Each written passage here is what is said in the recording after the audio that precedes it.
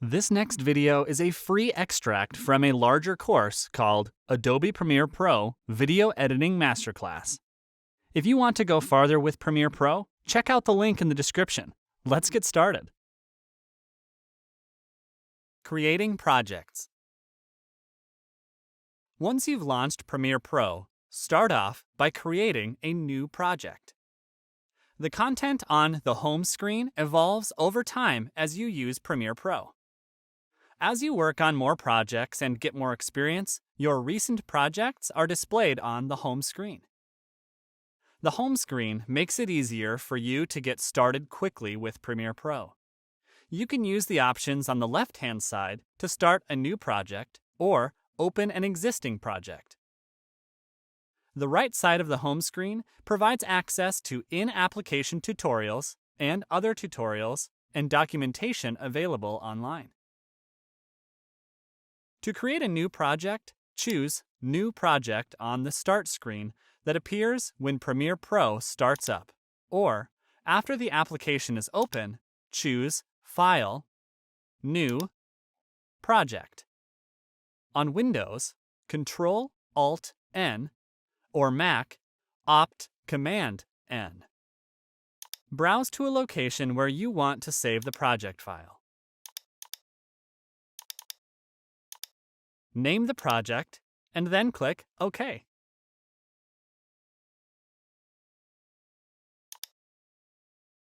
Premiere Pro creates a folder on your hard disk at the start of each project. By default, this is where it stores the files it captures, the preview and conformed audio files it captures, and the project file itself.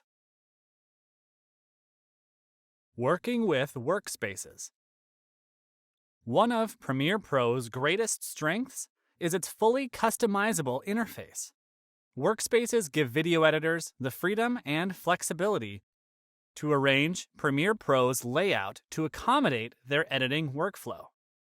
It's important to understand the inner workings of Workspaces if you want to work faster in Premiere Pro. The Premiere Pro interface is made up of panels that are organized into a layout and saved as a workspace. Premiere Pro comes with 9 factory default workspaces: Assembly, Editing, Color, Effects, Audio, Libraries, Graphics, All Panels, and Meta-logging. You can see by their names that Adobe has arranged the default workspaces by specific post-production tasks. Not a bad strategy for customizing your own Premiere Pro workspaces. You can also open a workspace from the Window menu. Choose Window, Workspace, and select the desired workspace. You can change the order in which workspaces are displayed. Click the Workspace menu icon, which appears next to the currently active workspace. In the Workspace menu that is displayed, click Edit Workspaces. The Edit Workspaces dialog is displayed. Here, you can reorder workspaces, move them into the Overflow menu, or hide them. You can also delete a workspace. To revert any change that you made, click Cancel.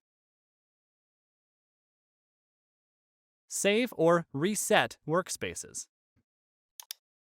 Arrange the groups and panels as desired, and then do the following.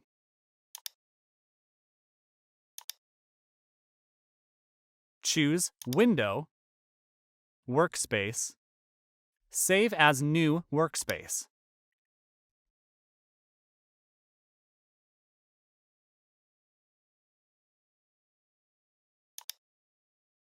Reset the current workspace to return to its original saved layout of panels. Do one of the following. Click the Workspace menu icon and select Reset to Saved Layout. Or choose Window, Workspace, Reset to Saved Layout. Resize, open, close, and scroll to panels. When you position the pointer over dividers between panel groups, resize icons appear. When you drag these icons, all groups that share the divider are resized. For example, suppose that your workspace contains 3 panel groups stacked vertically. If you drag the divider between the bottom 2 groups, they are resized, but the topmost group doesn't change. To resize in both directions at once, position the pointer at the intersection between 3 or more panel groups.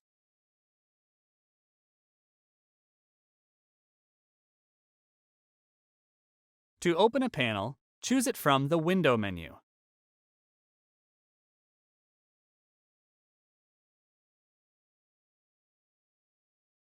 To close a panel or window, press Ctrl-W on Windows or Command-W on Mac OS, or click its Close button.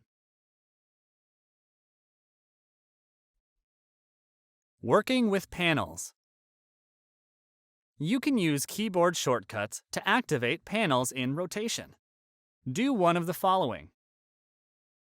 To activate panels in rotation to the right, press Ctrl-Shift period on Windows or Ctrl-Shift period on Mac OS. To activate panels in rotation to the left, press Ctrl-Shift, Windows or Ctrl-Shift, on Mac OS. Display any panel full screen. You can expand any panel to display it in full screen mode and toggle back to normal view. You can do so with the current panel in focus or the panel you are hovering over with your mouse. Hover your mouse over the panel you want to maximize. Press the accent key. Typically, this key lies just to the left of the numeral 1 key. Some see this key as the back quote key or the tilde key. Press the accent key once more to restore the panel size. You can also maximize a selected panel by choosing Window, Maximize Frame. To restore the panel size, choose Window, Restore Frame Size. You can also press Shift, Accent to maximize the panel size of a selected panel. Press the accent key to toggle the panel size of a panel you are hovering over with the mouse. Import files. I am going to teach you 5 different ways to import files into Premiere Pro. Number 1. Go to File menu, select Import, navigate to your footage, and click Import.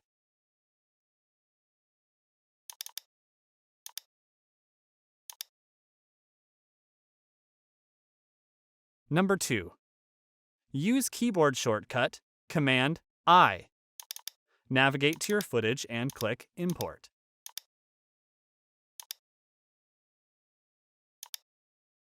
Number 3. Right-click in Project Panel and select Import. Navigate to your footage and click Import.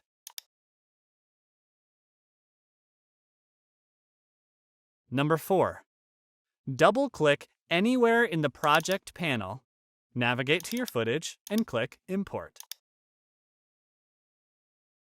Number 5. Drag and drop folders containing media. Only folders with media will be imported.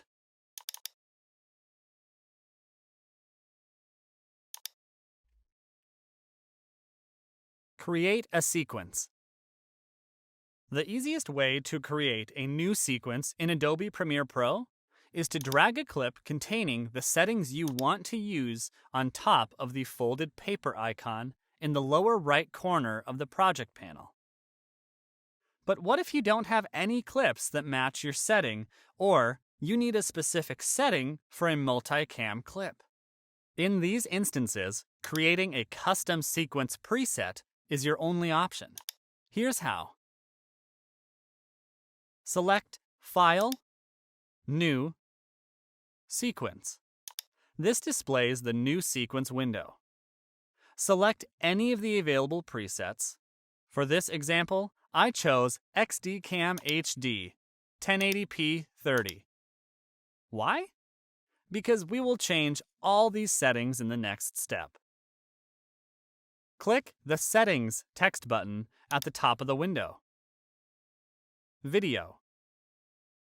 Change editing mode to Custom. Change time base to match the frame rate you need to deliver. It is best to shoot the frame rate you need to deliver. In the event you can't, it is better to change the frame rate during editing rather than later during compression. Set the frame rate to the size you need. In my example, I'm using 1920 by 1080. Set pixel aspect ratio to square pixels. Virtually all current cameras shoot square pixels. Set fields to progressive, unless you know for sure that you need interlaced. Set the display format to match the time base. Audio. Leave the audio settings alone. The defaults are fine. When the settings are complete, click the Save Preset button. Give the new preset a name and description, then click OK. This new preset shows up in the category for which you created it, Custom in our example.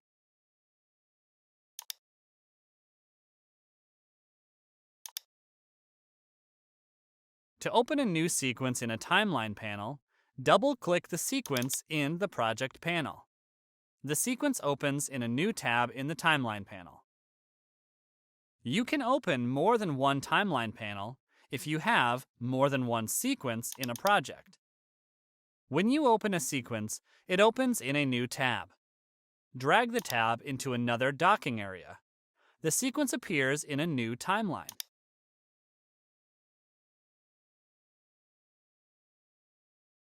Drag video and audio to a sequence.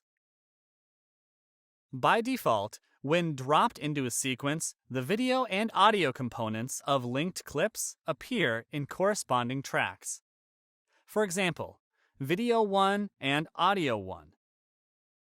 To make clip edges align when you drag them, make sure that the Snap button is active in a timeline panel. Roman keyboards only. To zoom into or out of a clip as you drop it into a timeline panel, drag and press the equal sign key to increase the zoom factor, or press the minus sign key to decrease it. Do not use the keys on the number pad. Drag video only or audio only to a sequence. Double-click a clip in the project panel or timeline panel to open it in the source monitor. In the source monitor, do one of the following. To drag all audio and video tracks of the clip, drag from anywhere inside the main viewing area. To drag only the video track of the clip, drag from the Drag Video Only icon. To drag only the audio track, drag from the Drag Audio Only icon.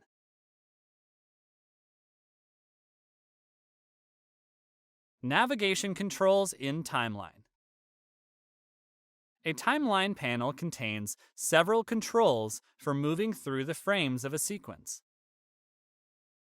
Time ruler. Time ruler measures sequences time horizontally. Numbers indicate that the sequence time is displayed along the ruler from left to right. They change according to the level of detail at which you view the sequence. By default, these numbers are based on the timecode display style specified in the Display Format field of the Sequence Setting dialog box. Work Area Bar. Work Area Bar specifies the area of the sequence that you want to render previews, or to define a region you plan to export. The Work Area Bar is located in the lower portion of the time ruler. The Work Area Bar is not available by default. To activate it, click the three stacked lines next to the sequence name and choose Work Area bar from the drop-down list. You can drag the edges of the Work Area bar or use keyboard shortcuts to set the work area in a sequence. Playhead. Playhead, formerly called the Current Time Indicator or CTI, indicates the current frame displayed in the program monitor. The current frame displays in the program monitor. The playhead is a blue triangle on the ruler. A vertical line extends from the playhead to the bottom of the time ruler. You can change the current time by dragging the playhead. Playhead position. Playhead position shows the time code for the current frame in a timeline panel. To move to a different time, click in the playhead position and enter a new time. You can also place the pointer over the display and drag left or right. You can change the display between time code and the simple frame count. Control-click Windows or Command-click Mac the current time in either a monitor or a timeline panel. Scroll Zoom Bar. Scroll Zoom Bar is at the bottom of the timeline panel. This bar corresponds with the visible area of the time ruler in the timeline. The source monitor and program monitor also have zoom scroll bars. You can drag the handles to change the width of the bar and change the scale of the time ruler. Work with tracks. You can arrange, edit, and add special effects to clips in the video and audio tracks of the timeline panel. You can add or remove tracks as needed, rename them, and determine which to affect by a procedure. New video tracks appear above existing video tracks, and new audio tracks appear below existing audio tracks. Deleting a track removes all clips in the track but does not affect source clips listed in the project panel. With the timeline panel active, right-click the track and select Add Track from the drop-down list. The Add Tracks dialog box opens. In the Add Tracks dialog box, do any of the following. To add the number of tracks you want, enter a number in the Add field for video, audio, and audio submix tracks. To specify the placement of added tracks, choose an option from the placement menu for each type of track added. To specify the type of audio or submix track you want to add, choose an option from the Track Type menu. Click OK. Track lock to prevent changes. Locking an entire track is useful for preventing changes to any clip on that track while you work on other parts of the sequence. In a timeline panel, a pattern of slashes appears over a locked track. Although clips in a locked track cannot be modified in any way, they are included when you preview or export the sequence. If you want to lock both a video track and a track with corresponding audio, lock each track separately. Source clips cannot be added to the track until you unlock it and target it again. Expand and resize a track. You can expand a track to display track controls. Increase the height of a track to better see icons and keyframes, or to display large views of video track thumbnails and audio track waveforms. To resize the track, position the pointer in the track header area between two tracks so that the height adjustment icon appears. Then drag up or down to resize the track below for video or the track above for audio. Resize the track header section. To resize the track header section, position the pointer over the right edge of the track header so that the resize icon appears. Then drag the right edge. The icons at the top of the track header limit its minimum width. The maximum width is about twice the minimum width.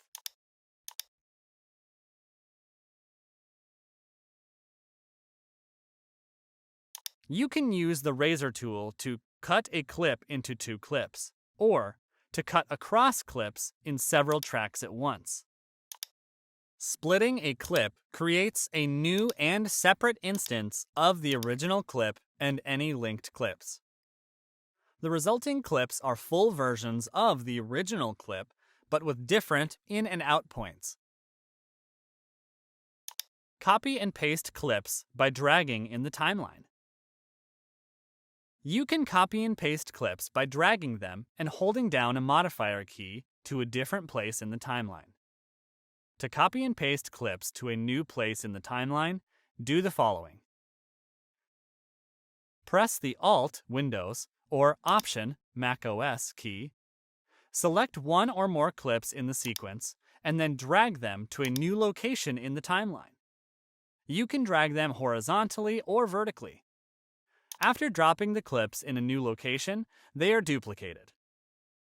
You can duplicate either the video or audio portion of clips if you Alt-click Windows or Option-click Mac the clips and then drag them to a new place in the timeline.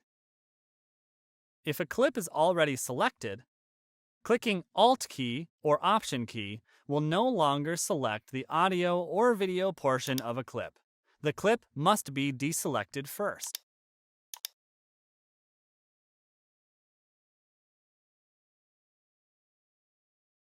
Working with audio clips. You can work with audio clips and audio from audio and video clips in the source monitor. You can view audio waveforms, scrub audio waveforms, and zoom in and out on audio waveforms. To customize the style of the audio track, click Timeline Display Settings. To display audio as waveforms in the timeline, select Show Audio Waveform. To open a clip in the source monitor, double-click the clip in the Project panel or Timeline panel. Open and view recent clips from the source monitor. You can load more than one clip at a time in the source monitor. However, you can view only one clip at a time. Recently loaded clips are available from a menu at the top of the source monitor. Click the three stacked lines next to the sequence name and choose a clip from the drop-down list. Alternatively, you can use Shift plus the 2 key to cycle through each of the clips in the source monitor. To mark an in point, drag the playhead to the frame you want. Then click the Mark In button or press the I key. To mark an out point, drag the playhead to the frame you want. Then click the Mark Out button or press the O key. In the Timeline panel menu, choose Show Audio Time Units. The time rulers in the Timeline panel and Program Monitor switch to a sample-based scale. To customize the style of the audio track, click Timeline Display Settings, the wrench tool on the Timeline panel. To display audio as waveforms in the timeline, select Show Audio Waveform. Trim the clip by doing one of the following. To adjust the in point, position the pointer over the left edge of the clip's audio so that the Trim Head tool appears, and drag left or right.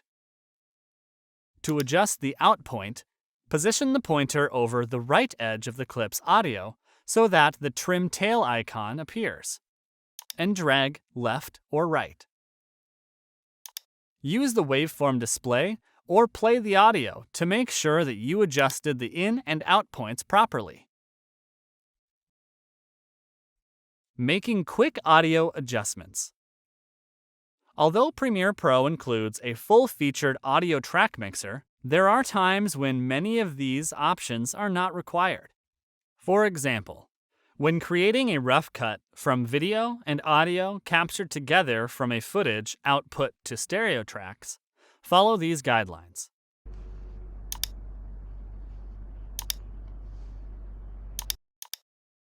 Start with the master meters and volume fader in the audio track mixer. If the audio is too far below 0 decibels or too high, the red clipping indicator appears. Adjust the level of clips or tracks as needed. To temporarily silence a track, use the Mute Track button in the Audio Track Mixer, or the Toggle Track Output icon in the Timeline panel. To temporarily silence all other tracks, use the Solo button in the Audio Track Mixer. When making audio adjustments of any kind, determine whether the change is applied to the entire track or to individual clips. Audio tracks and clips are edited in different ways. Use the Show Hide Tracks command in the Audio Track Mixer menu to display only the information you want to see and save screen space. If you aren't using effects and sends, you can hide them by clicking the triangle at the left edge of the Audio Track Mixer.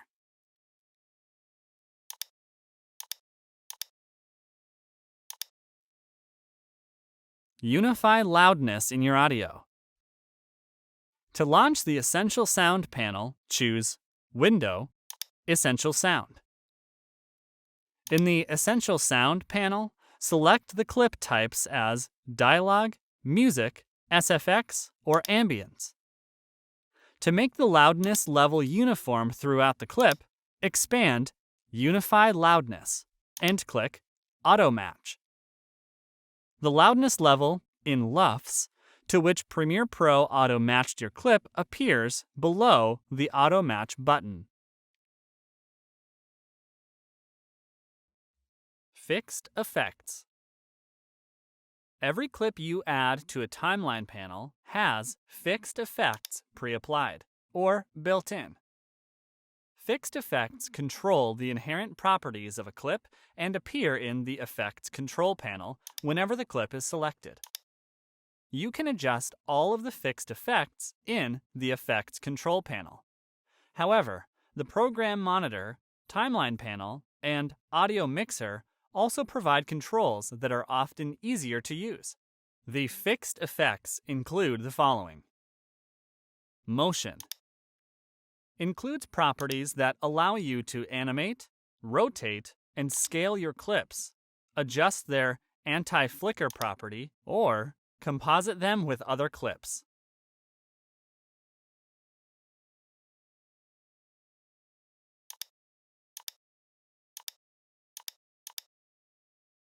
Opacity lets you reduce the opacity of a clip for use in such effects as overlays, fades, and dissolves. Time remapping lets you slow down, speed up, or reverse playback, or freeze a frame for any part of a clip. Provides fine control for the acceleration or deacceleration of these changes. Volume controls the volume for any clip that contains audio. Because fixed effects are already built into each clip, you need to only adjust their properties to activate them. Premiere Pro renders fixed effects after any standard effects that are applied to the clip. Scale a clip. To scale a clip in the Program Monitor, do any of the following. To position a clip or lighting effect, double-click on the clip. The handles and clip anchor point appear on the clip. Drag the clip to reposition it. Don't drag a handle to reposition the clip or lighting effect. To scale freely, drag a corner handle. Scale assets. When you drag an asset into a sequence, by default, Premiere Pro preserves its frame size and centers the asset in the program frame. You can rescale the asset without distortion if its pixel aspect ratio has been interpreted correctly. Scale assets manually. Drag the asset from the project panel into a sequence and select the asset. Open the Effect Controls panel. To open the motion controls under the Motion Effect, click the triangle next to it. click the triangle next to the Scale control within the Motion effect to reveal the Scale slider. Move the Scale slider left or right to decrease or increase the size of the frame. Scale assets to frame size. Right-click Windows or Control-click Mac on an asset in the timeline. Select Scale to frame size. Rotate a clip. To rotate a clip or effect, position the pointer slightly outside any of the handles so that the pointer changes into the rotate icon and drag. In the Effects Control panel, click the triangle next to Motion to open up the motion controls. To rotate the clip, enter a value in the rotation field.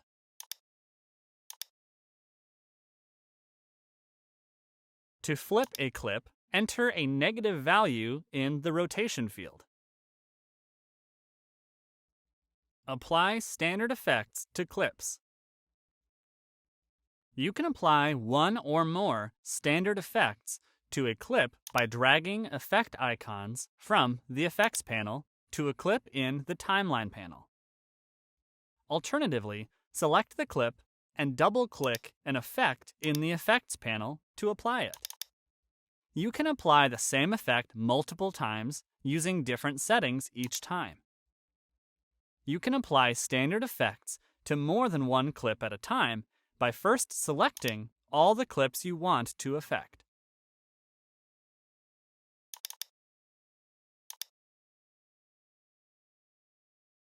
You can also temporarily disable any effect, which suppresses the effect without removing it.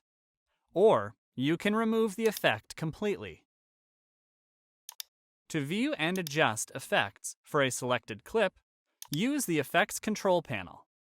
Alternatively, you can view and adjust effects for a clip in the Timeline panel by expanding its track and selecting the proper viewing options. By default, when you apply an effect to a clip, the effect is active for the duration of the clip. However, you can make an effect start and stop at specific times, or make the effect more or less intense by using keyframes. To apply one or more effects to a single clip, select and drag the effects to the clip in the timeline. To apply one or more effects to more than one clip, first select the clips. Control-click Windows or Command-click Mac each of the desired clips in the timeline. Then, drag one effect or a selected group of effects to any of the selected clips. To apply an audio effect, drag the effect to an audio clip or the audio portion of a video clip. You cannot apply audio effects to a clip when Show Track Volume or Show Track Keyframes is enabled for the audio track. In the Effect Controls panel, click the triangle to show options for any effect, and then specify the option values. Color workflows in Premiere Pro. Premiere Pro provides you professional quality color grading and color correction tools that let you grade your footage directly on your editing timeline. These color tools are available within a Lumetri color workspace in Premiere Pro. Using these tools, you can adjust color, contrast, and light in your sequences in new and innovative ways. With editing and color grading working hand in hand, you can freely move between editing and grading tasks without the need to export or launch a separate grading application. The Color Workspace is designed not just for experienced colorists, but also for editors who are new to color grading. You can apply simple color corrections or complex Lumetri looks using intuitive sliders and controls. Set up a color workspace. Premiere Pro provides a preset color workspace that makes your task of color grading quicker and more efficient. Select Window, Workspace, Color, or choose Color from the Workspace switcher. The Color workspace opens a Lumetri Color panel to the right and a Lumetri Scopes panel to the left of the program monitor. The Lumetri Color panel offers powerful and easy-to-use color tools like curves, color wheels, and slider arrangements, arranged in different sections. Each section of the Lumetri Color panel focuses on a specific task of the color workflow. The Lumetri Scopes panel displays different analysis of luma and chroma as waveforms based on your adjustments, letting you evaluate as you grade your clips. Basic color correction. White balance. The white balance in a video reflects the lighting conditions under which the video was shot. Adjusting the white balance can effectively improve the ambient color for your video. Temperature. Fine-tunes the white balance using a color temperature scale. Move the slider to the left to make the video appear cooler, and to the right for warmer colors. Tint. Fine-tunes the white balance to compensate for a green or magenta tint. To add green tint to the video, move the slider to the left, negative values. And to add magenta, move it to the right, positive values. Eyedropper. You can use the eyedropper to click an area in the footage that is white or neutral in color. The white balance automatically gets adjusted.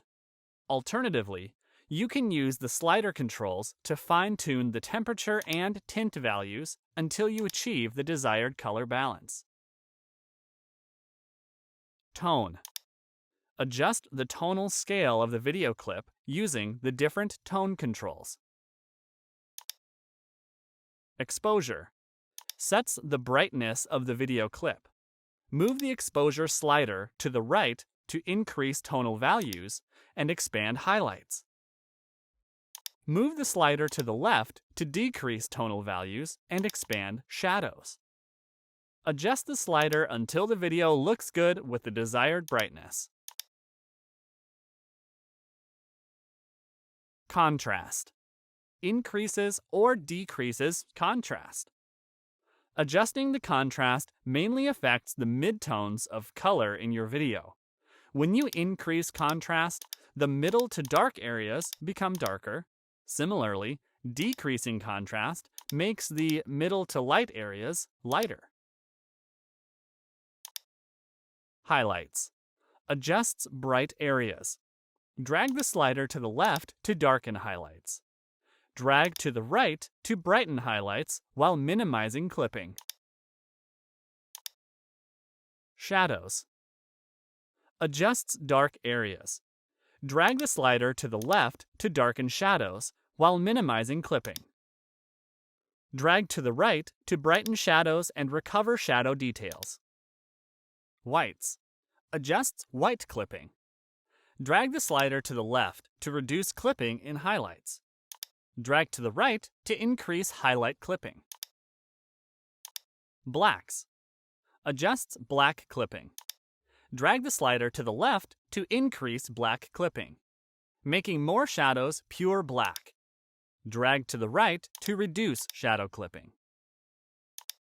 Reset. Reverts all tone controls to the original settings. Auto. To set the overall tonal scale, click Auto. When you select Auto, Premiere Pro sets the sliders to maximize the tonal scale and minimize highlight and shadow clipping. Saturation. Adjusts the saturation of all colors in the video equally. Drag the slider to the left to decrease the overall saturation. Drag to the right to increase the overall saturation. Graphics Workspace and the Essential Graphics panel. The Graphics Workspace and Essential Graphics panel in Premiere Pro provides a powerful workflow that allows you to create titles, graphics, and animations directly within Premiere Pro. To access the Graphics Workspace, click Graphics in the Workspace bar at the top of the screen or select Windows, Workspaces, Graphics from the main menu. To access the Essential Graphics panel, by default, the Essential Graphics panel is a part of the Graphics Workspace. However, if you do not see it, you can directly open it by clicking Window, Essential Graphics. Parts of the Essential Graphics panel. A. Browse tab. B. Edit tab. Browse. Use this tab to browse motion graphics templates, .mo.grt files, in Adobe Stock. These are professionally designed templates you can easily drag to your timeline and customize. Edit. Use this tab to align and transform layers, change appearance properties, edit text properties, and more.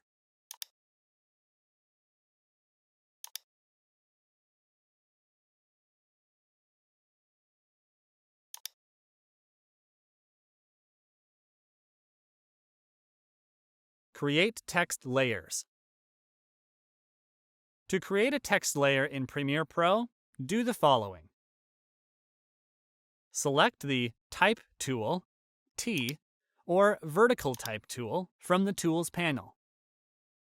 Click the Program Monitor where you want to position your text, and start typing. A single click creates text on a point. A click-drag creates text in a box, which allows the text to wrap automatically within the border of the box. Use the Selection tool, V, to manipulate text and shape layers directly in the Program Monitor. You can adjust the position of a layer and rotate it. You can also change the anchor point and scale of a text layer as well as the dimensions of a text in a box. Make sure that the Text tool is deselected. If not, you will create an extra text layer. Before making further changes using direct manipulation, make sure to select the Selection tool. Adjust the appearance of your text using the Edit tab in the Essential Graphics panel.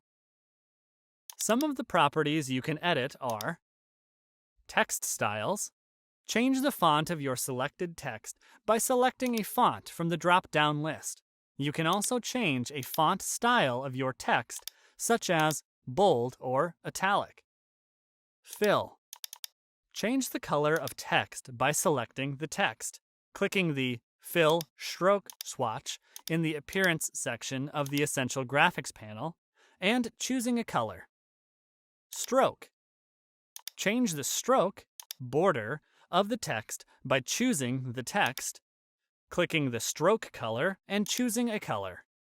You can also change the stroke width, stroke styles, and add multiple strokes to your text and create cool effects.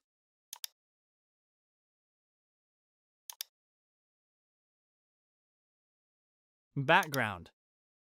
Change the background of the text by choosing the text and clicking the background color option. You can then adjust the opacity and size of the background. If you don't want any background for the text, deselect the background option.